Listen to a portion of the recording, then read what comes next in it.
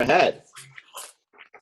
Nice. Okay, what we do, we used to be the last Daf Yomi in the United States because we taught at 8 o'clock at night, and as the sun moves across, so we were the latest. So now we teach. Basically, tonight starts tomorrow. So we're hoping to be one of the first Daf Yomis because people are listening to the Daf through the Daf Doc. There's a podcast, Daf Doc, and you could listen to the Daf. So tomorrow people could listen to the day's Daf because we taught it tonight. There's no Daf in Guam? There's no Daf in Guam? Well, that's what I was thinking. It would have to be Hawaii or where, that might be the lake. Saipan? Well, Saipan is on the other side of the date line. Is it? I think so. Japan is on the other side of the date line. Okay. Isn't the date line in the middle of the Pacific somewhere?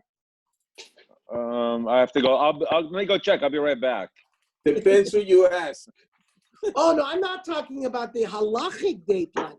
No, the international date line is in the Pacific. The Japan's on the other side of the date line. Yeah.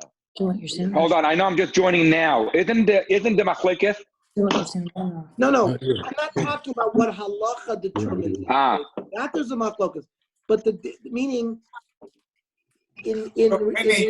Yeah, you're right. You're right. You're right. There's a physical date line. It's one of the last places. You're sitting here with Kenny. What? Okay. Yeah. Good test, Samad Aleph. Yesterday we learned that Beit Shammai said you shouldn't sell your chametz to a non-Jew unless he could finish up all the chametz you sold before Pesach. Beit Hillel disagrees and says absolutely not. As long as you can eat chametz, you can still sell chametz. Even a minute before 10 o'clock Erev Pesach, you still have a heter achila. You're allowed to sell it. Even for sure, the non-Jew is not going to be able to finish all of that chametz because the din of selling is only when you have the permission to eat. Rabbi Yehuda says somebody has to mute their thing because there's a noise. But please jump in. Please. But please jump in if you have something to say or question or whatever. Don't be shy. Kutach habavli v'chomine kutach. Kutach habavli we've had before in Shas. It was like a mayonnaise. They took sour milk. They put bread in it, and it was like something you dipped. Rashi says something that you dipped in, and it took a long time, just like ketchup. You don't finish ketchup in a week. You finish ketchup in 3 months. So Rabbi Yehuda says, you have to sell it to the non-Jew even 30 days before Pesach to make sure that he got rid of it, before Pesach, in the sheet of Beit Shammai. Ton Rabbanon,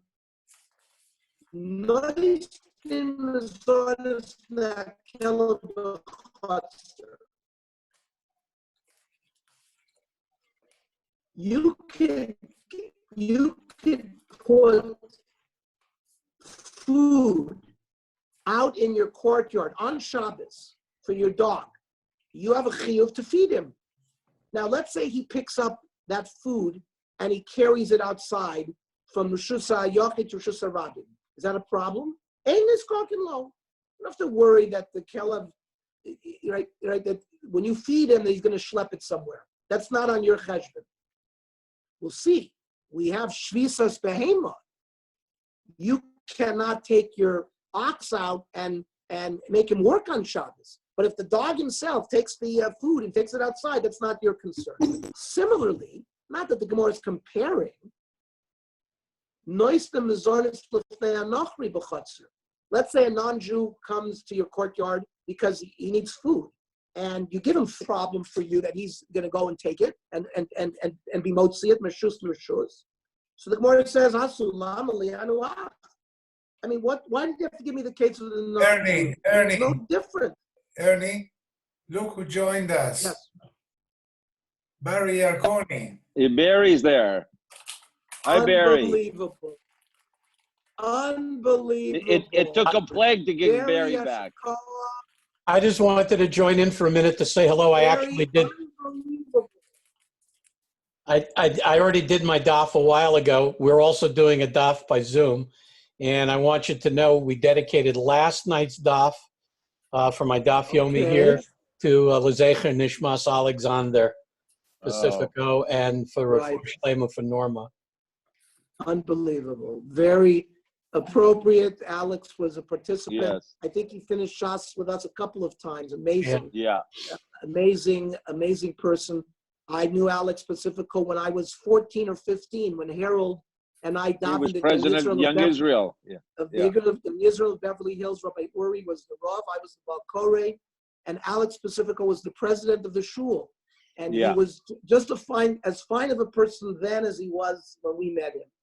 So Anyway, I just wanted to pop in and say hello to everybody and Barry. and Good to see you, wishing, Barry. Hello. wishing you all a Hello, Say hi to Chag Nancy. Sameach and Nancy. and easy hunkering down.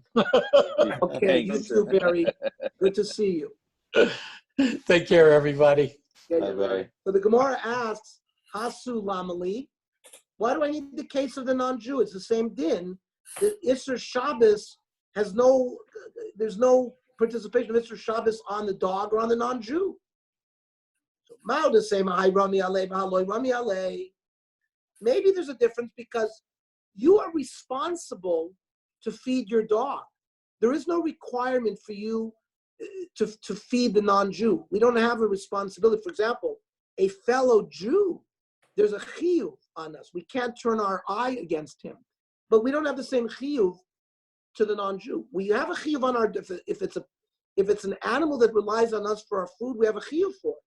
So I might have thought, maybe because hi Rami Ale, Rami Ale, maybe we have to be concerned about the hotzah, and maybe we have to be concerned of Chilul Shabbos, and we shouldn't give the non-Jews mazonos because, listen, maybe we shouldn't get involved with him because why should we add Chilul Shabbos? We're not required to help him. So Kamash Malon that no, you can give it, and we don't care what he does. There's no Chilul Shabbos for him, and he can do it, and you can give it to him. You don't have to be concerned.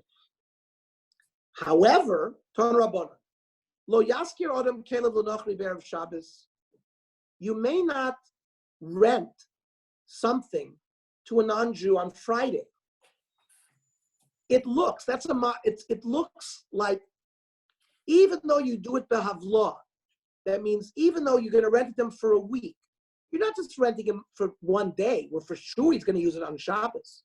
But even if you're going to do it for a week, and he can decide when he's going to use it or not, you can't do it on Friday because it looks too much that the schar that you're getting is a little bit for avodah b'Shabbos. Ulam b'revi of Yom Chamishi mutter. You can do it Wednesday and Thursday. There's not so much of a marisai in regarding that issue about the nira. Look at what Rashi says.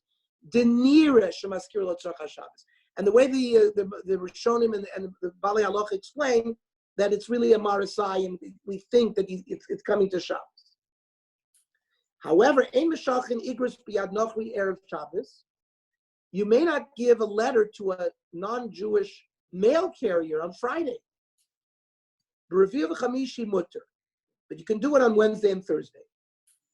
Even so, Amar la Rabbi Yossi HaKohen v'Amar la Rabbi Yossi HaChassi, shlo nimtza ksav yoda b'yad nochri me'oila.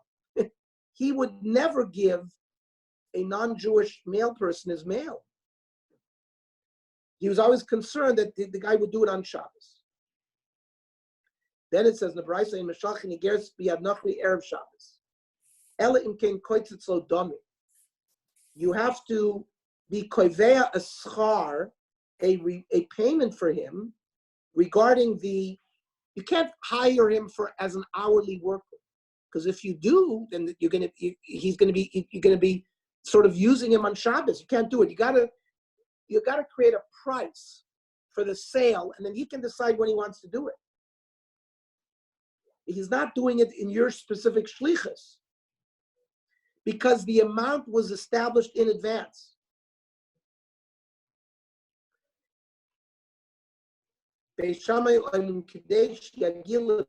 So even so, Beit Shammai says you cannot give it to him until he can deliver it and get to his house before Shabbos. That's the same thing that we said yesterday about dealing with the non-Jew. And of course, Beis Hillel says, which means just you have to give it to him as long as he has enough time before Shabbos to leave your house. And says the Gemara V'haloi Kotzatz, and yet you made a price, and who cares what time he gets home or not? I thought once you set a price, he can do whatever he wants. It's not a problem. So on Rav Shei Zochi Kamar, the im lo kotzat. That's what we're talking. We're not talking.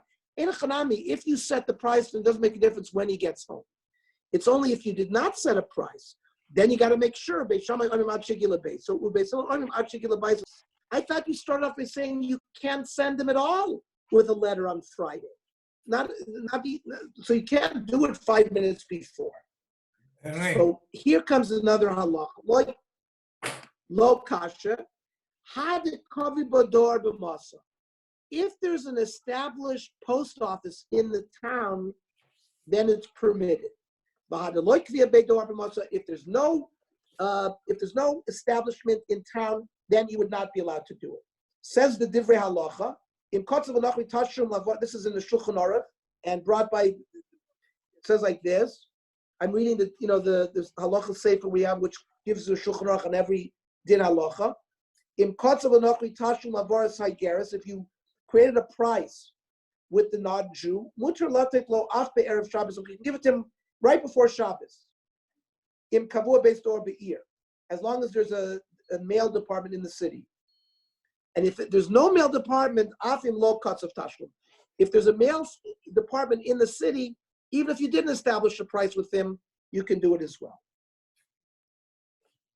Now, if there's no mail, then you can't send it.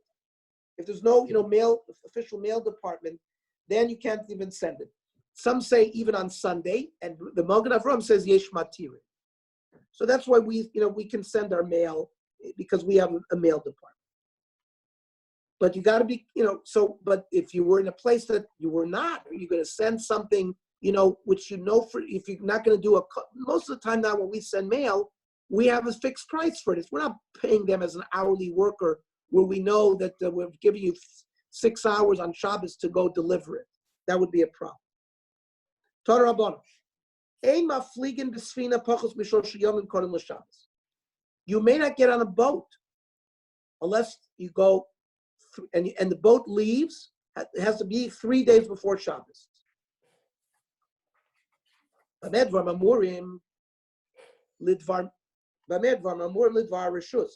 if you're going on a business trip. You could leave even on Friday for Dvar Mitzvah. So says Shulchan Aruch there, Hamaflig Lidvar Rishus, the person is traveling for personal business on a boat. Now on Wednesday it's already machlokes. Some say it's mutter, the Yerushalmi, the Rosh, the Gra, the Yesh Omrim, the Ran, the Magen Avraham, say that it's osir. Now, here's the qualifications with going on a boat. Uposek imam anas lishbos. You have to make a contract with the owner of the boat, the non-Jew, that he's not going to sail on Shabbos. Now, the Eino Shabbos. Now, even though he knows he's not, you have to make a contract with him, even though you know he's going to say no and he's not going to agree to it.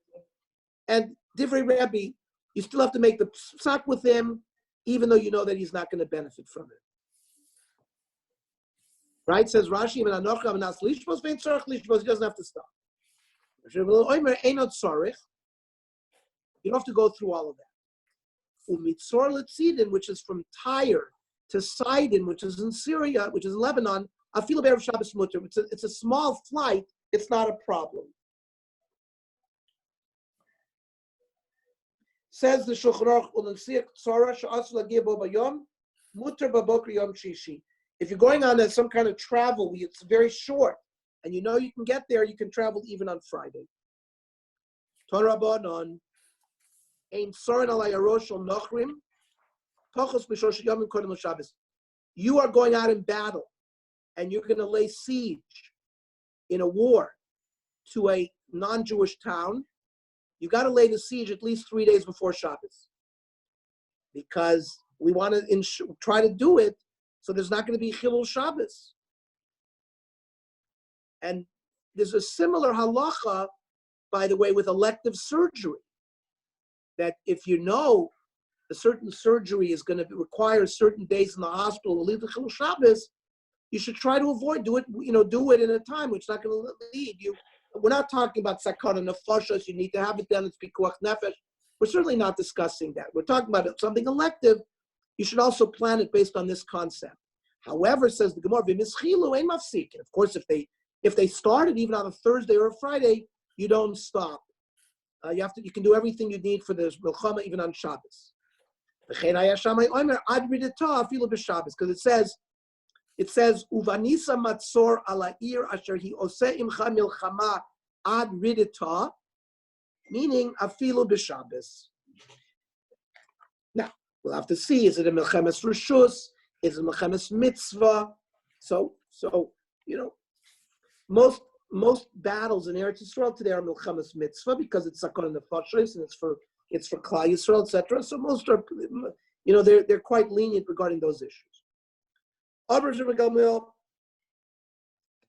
Amrav Tzadok. This was the custom in the house of Rabbi Gamliel, who was a descendant of Hillel, who gave us the halacha, who made a distinction between white garments to the launderer versus colored garments.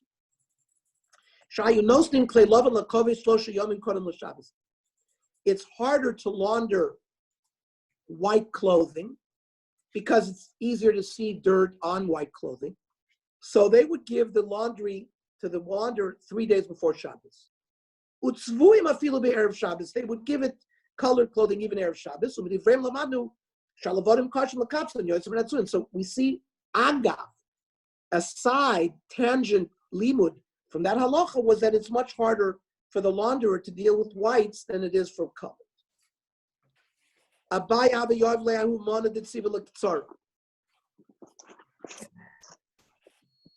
would give his colored laundry to a launderer. Kama boys ilui, and he asked the launderer, how much do you want for this?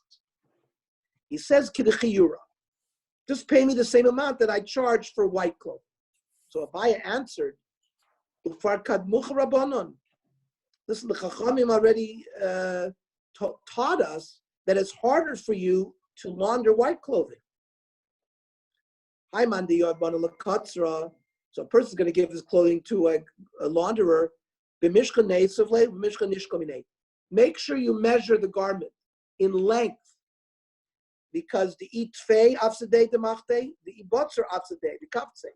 Because if it's longer, he may have damaged it because he stretched it, and he may have laundered it incorrectly and it got short. So Abaya is not giving a halacha here. He's giving us a derech eretz, that be careful, be a buyer beware. Be careful when you give it to a vendor to work on your clothing to measure it properly so you can have an action against them if it comes back damaged. B'shavan elu ve'elu. We said that Beis Hillel and Beis Shammai agreed that normally Beis Shammai said you may not start work on Erev Shabbos unless you can finish everything on Shabbos, before Shabbos. Beis Hillel said no, we don't have to do Shvisas Kelim. We can get things started even though the process continues on Shabbos. We had some exceptions. If it makes noise, like the grinding of the mill, we have a gzeira. There was other gzeiras that we didn't want you to stick the pot to move the coals around, or to turn, use a stick to turn the food that's cooking. But those were gzeiras. Mikra din Beis Hillel allowed you. But both Beis Shammai and Beis Hillel agreed that you could take a heavy beam and put it on the grapes or on the olives to squeeze the wine or the olive oil out. Even though it's the hemshech through Shabbos, they agree that you're allowed to do it. So Maishna Kula de Gozrabu Beis Shammai. So how come Beis Shammai on all the other cases gave you a gzeira and prohibited it. U'maishta kors Beis Abad v'gulei agas deloy gozer. How come Beis Shammai did not give us a gzeira and aser here? Hanach the avelu b'Shabbos b'chayiv chatas. Gozer Beis Shammai erev Shabbos b'chashecha. Those things that if you actually did them on Shabbos would make it's an av malacha. You'd be chayiv chatas. On those things, Beis Shammai said you're not allowed to do erev Shabbos. But koris Beis Abad v'gulei agas. But keeping the board, this heavy item, if you do it on Shabbos, the Avlu b'Shabbos lo mechayev chatas. There you would not chayev chatas. Then there was no gzeira. Well, why not? Why is that not schita or borer or something like that? So let's see. Montana, the chomida the osam meila shapir dami.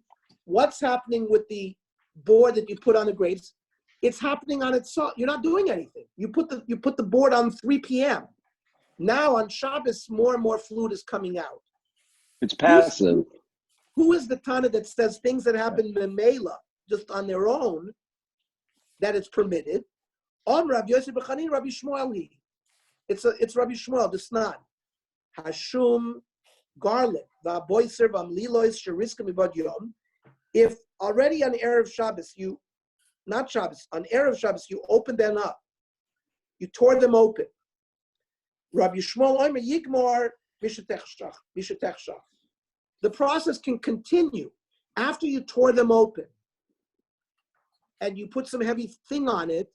You're allowed to leave it in the kli and it can come out on its own, says Rashi. Says Rabbi Shmuel. So the answer to Kenny is this is the sheet of Rabbi Shmuel, that something that happens on its own is permitted. Rabbi Kiva Omer Lo Yigmar. So it's machlokes tanoim. Rabbi Kiva holds you can't. That even though you put it on 3 p.m. Friday, since it's being mamshich into Shabbos, Rabbi Kiva says no. So the Gemara says, who is the Tana that is our Mishnah, where both Beis Shammai and Beis Hillel are agreeing that you're allowed to put that heavy weight onto the grapes and to the olive oil? It's the sheet of Rabbi Shmuel. However, the Rabbi Lezer Omar, that means the Amoira Rabbi Lezer says, who is our Mishnah? Not Rabbi Shmuel, Rabbi Lezer. It's Rabbi Lezer. It's not. Chalois Dvash. Chalois Dvash is a honeycomb. Sheriskan Be'erev Shabbos. And you sort of tore it open. And you began the process of honey dripping out. V'yotzu me'atzman osir. But Rabbi Eliezer matir. Rabbi Eliezer matirs that if you did it mibad yom and honey comes out on its own. So the Gemara wants to say that the shita in our Mishnah, that the olive juice and the grape juice comes out on Shabbos, the shita Rabbi Eliezer. Now, Rabbi Yossi bar Chanina, my time along with Rabbi Eliezer, how come Rabbi Yossi gave the answer that it's the shita of Rabbi Shmuel and not it's the shita of Rabbi Eliezer? What's the difference there? Why over there by the Shum and the voice of Rabbi Shmuel, that seemed to him to make more sense to compare to our Mishnah than the case of the Chalos. So Amar Lach, he gives a good reason. A honeycomb is already considered food, and honey is considered food. So they're both the same, but hacha mikar oichel v'hashta mashke. But here it starts off as grapes, ends up as juice. But so that's why he'd rather learn it like Rabbi Shmuel. But Rabbi Lezer Amalacha, why did Rabbi Lezer learn like Rabbi Lezer? Hashim Rabbi Lezer dafilu zaysiv adominami shari, because he has a direct proof somewhere else that Rabbi Lezer held that by olives and grapes, not just by honeycomb, is permitted. Where do we see that? He came from Nardo and he brought a baraisa with him, which says, you broke up the grapes and the olives Erev Shabbos, but Rabbi Eliezer, Rabbi Shimon, matirin. That's our Rabbi Eliezer. And Rabbi Yosef bar Chanina never heard of that baraisa. Baraisa lo shmi alei. So that's why he learned it's Rabbi Shmuel. Rabbi Eliezer, my time in law, Rabbi Yosef bar Chanina. How come Rabbi Eliezer didn't learn like Rabbi Yosef bar Chanina? It's Rabbi Shmuel. Amr loch lavit maralo, that didn't you learn on this? But Amr Rabbi bar Chanina, Amr Rabbi Yochanan, b'mechusarin dicha. that case was talked about where they had not chopped it up. The kula amaloi pligi. There's no machlokes that if it was not chopped up, when the when the shum and the boiser, when the garlic was not chopped up, then everybody holds it's prohibited. Ki pligi b'mechusarim shchika. The argument is when they've been roughed up, they've been opened up. The only thing that hasn't happened is pressing, getting the material out of there. That's where there's a machlokas. And so where one said, Rabbi Shmuel said you can do it, put something heavy on it that comes out on its own. And Rabbi Kiva says no. And our Mishnah is where they're lacking that squashing process before you put the board on. And Rabbi Yosef, Rabbi Chanina, Rabbi Shmuel. In that case, he held like Rabbi Shmuel. Then Shemen Shabbat Dodin, Machzor Shabbat Dodin. These are other things that are used in a press. These are certain kind of tools that were specifically used in a press.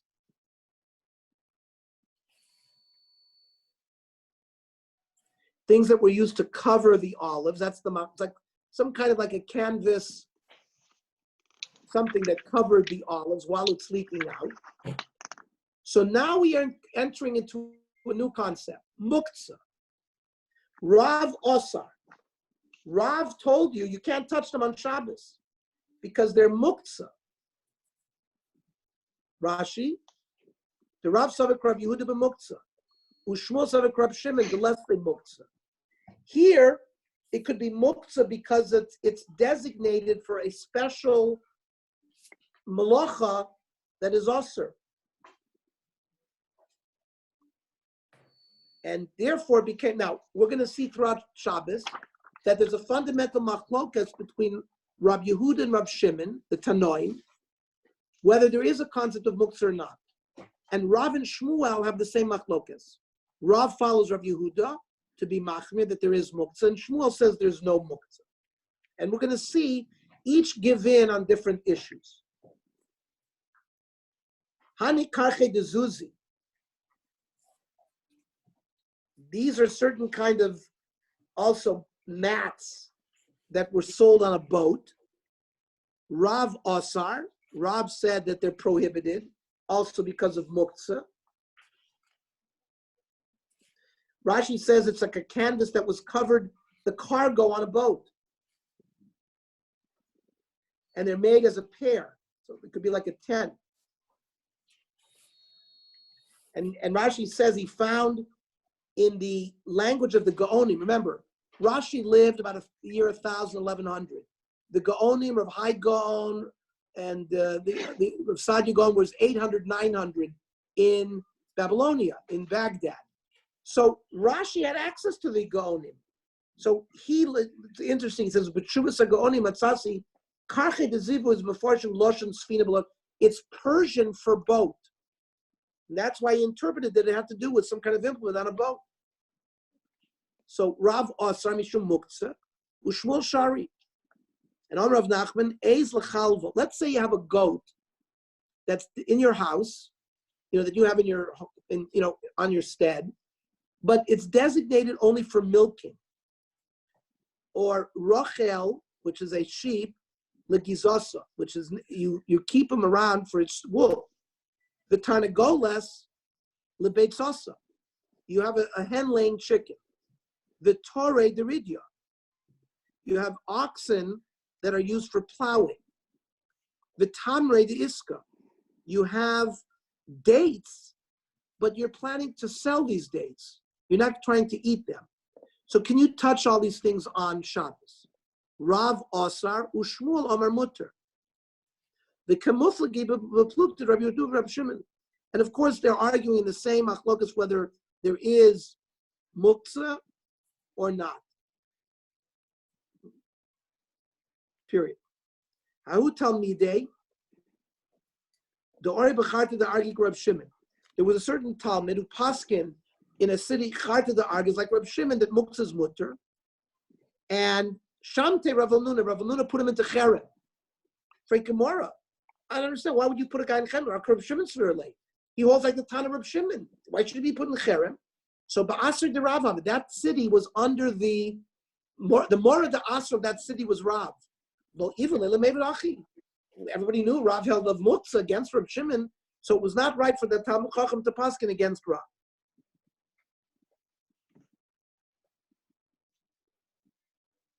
Hani Trei Talmidei, there were two students.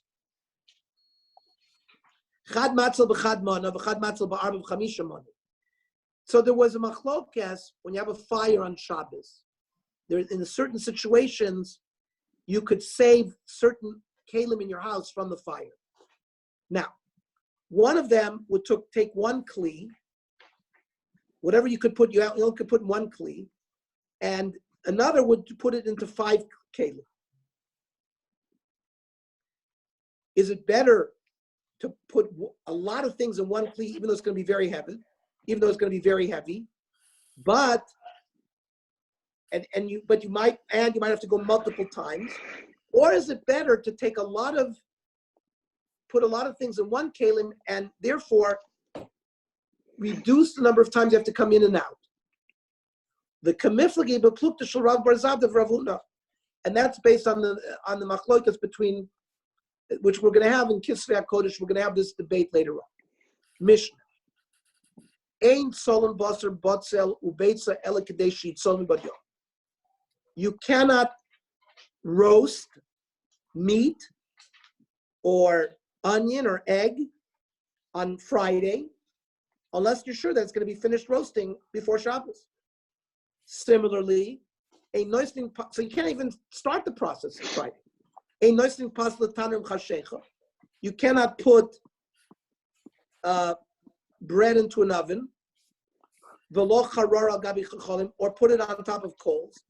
You have to make sure that it gets baked to a certain level of bakedness prior to Shabbos. And so there's going to be a debate about what that means, but it's certain parts of the bread getting hard. Then it says, however, when Erev Pesach fell on Erev Shabbos, so there's a lot of difficult problems because we have to be roast the Korban Pesach after Chatzos Erev Pesach. So what about this din that I'm not allowed to roast something, right? Erev Shabbos. What if it's Erev Pesach? So Mishalshles Pesach Bataner Im Chashecha. You can put the Korban Pesach into the oven, even though the roasting will stop on Shabbos. And